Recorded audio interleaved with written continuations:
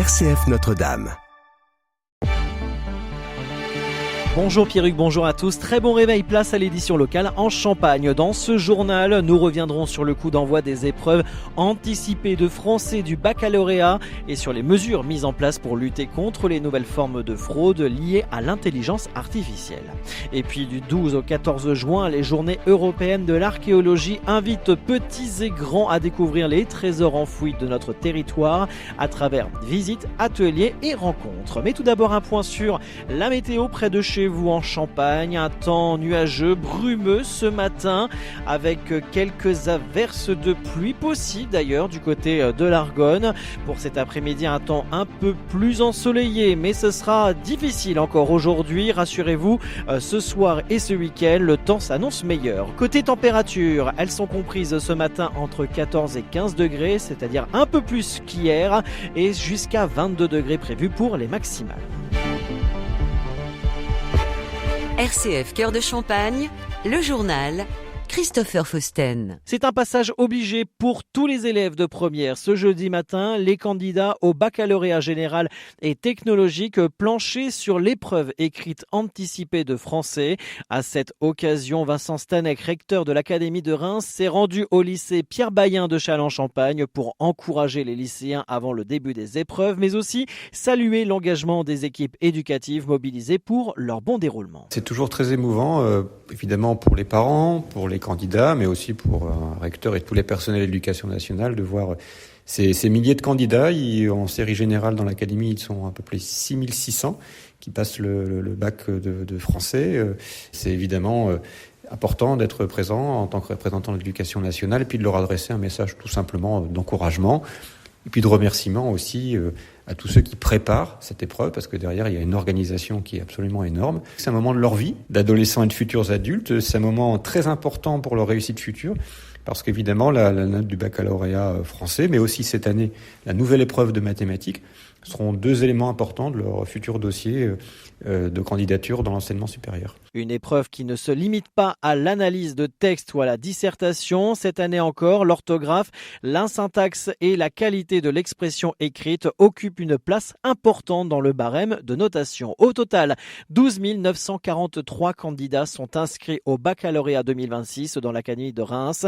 Des effectifs jugés relativement stables par le rectorat. Mais à l'heure du numérique, une autre question se pose, celle de la triche et notamment du recours à l'intelligence artificielle. Selon des chiffres relayés par l'AFP, l'utilisation d'outils comme ChatGPT, Claude ou Gemini a représenté 8,5% des cas de fraude constatés en 2025.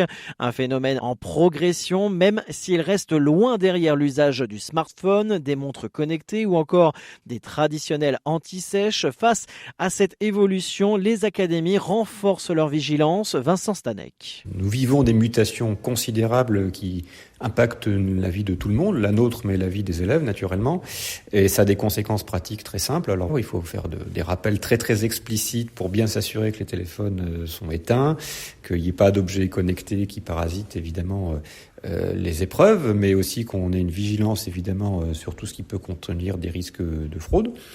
Et puis aussi, ça veut dire que c'est un monde où la préparation des cours, ce qui peut être proposé en termes de travail à la maison, est-ce qu'on doit encore donner des devoirs à la maison avec l'intelligence artificielle qui permet quand même de s'appuyer sur des outils technologiques, mais avec quand même des principes qui restent simples. Le but de l'éducation, c'est l'autonomie intellectuelle, c'est-à-dire de former des personnes, des futurs adultes qui sont capables de réfléchir par eux-mêmes. Il ne s'agit pas d'évacuer les outils technologiques, il faut savoir utiliser ces outils, mais ce qui compte, c'est l'autonomie intellectuelle. C'est un principe, je crois, et j'en suis vraiment convaincu, à titre de recteur et puis aussi à titre d'ancien professeur de philosophie, qui doit être vraiment une ligne de conduite pour l'institution et pour la pratique de l'enseignement, de l'éducation, l'autonomie intellectuelle. C'est très très important, je crois, et ça c'est quelque chose qui ne changera jamais. Des propos recueillis par RCF Cœur de Champagne. Les sanctions peuvent être lourdes pour les candidats pris en faute.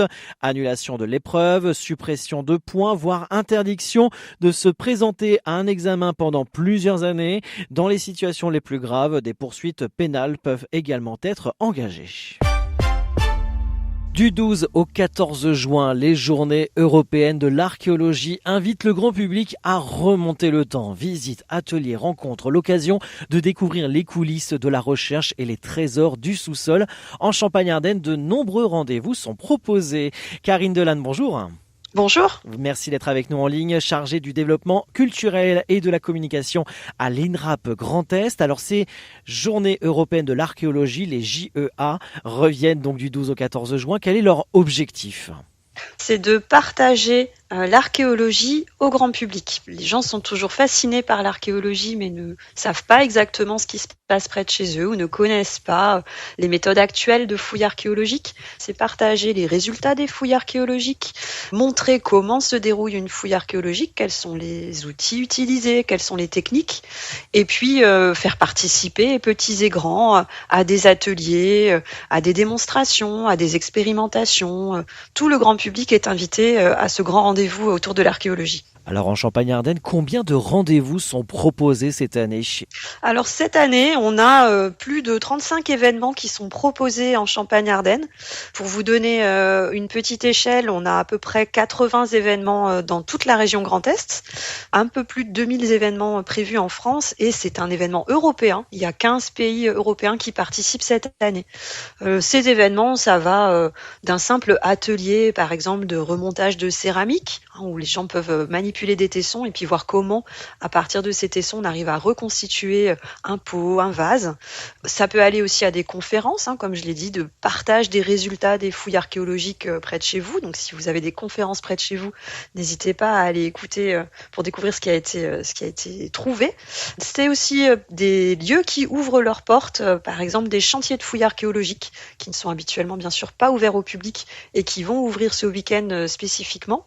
Voilà, donc un ensemble d'événements pour petits et grands. De très beaux rendez-vous. Merci beaucoup Karine Delanne d'avoir été avec nous aujourd'hui sur RCF. Merci. Un week-end pour voir autrement notre histoire au plus près des archéologues et de leurs découvertes. Et en Champagne-Ardenne, il y a de quoi faire. À vous de choisir vos coups de cœur. À Épernay, l'opération Épernay Commerce en Fête se déroule du 13 au 29 juin avec animation commerciale, journée des créateurs le 13 juin, chasse au trésor en centre-ville et braderie d'été le 29 juin. À Châlons-Champagne, la LICRA organise ce samedi au stade Claude Jacques, la 13e édition de son tournoi. Le football s'engage contre le racisme. Près de 250 jeunes de 6 à 13 ans participeront à cette journée mêlant sport et sensibilisation aux valeurs de respect, d'égalité et de fraternité. Toujours à Châlons-Champagne, la paroisse Saint-Étienne, Châlons-Centre organise sa traditionnelle braderie brocante de la Saint-Jean ce vendredi et samedi de 13h30 à 18h30 dans les salles Saint-Jean face à l'église. Vêtements, jouets, livres, bibelots et nombreux jouets d'occasion seront proposés à la vente, entrée libre et ouverte à tous. L'ensemble vocal féminin Thibaut de Champagne fête ses 40 ans ce dimanche du côté de Châlons-Champagne. Pour l'occasion, les choristes proposeront un concert gospel exceptionnel à 16h30 à la collégiale Notre-Dame-en-Vaux. Elles partageront la scène avec la chanteuse américaine Teresa Thomason, accompagnée du trio jazz de Michel Kopp, Clément Kellier et Dominique Tassot, sous la direction de Laure Emmanuel d'Auvergne. Comptez 12 € en prévente, 15 € sur place. L'entrée est gratuite pour les moins de 16 ans. Et un mot de sport, Saint-Dizier accueille ce dimanche le marathon du Lac du Der avec 2500 participants attendus, dont 1000 marathoniens. Un village d'animation ouvrira dès samedi au parc du Jard, tandis que les restrictions de circulation sont prévues dimanche matin.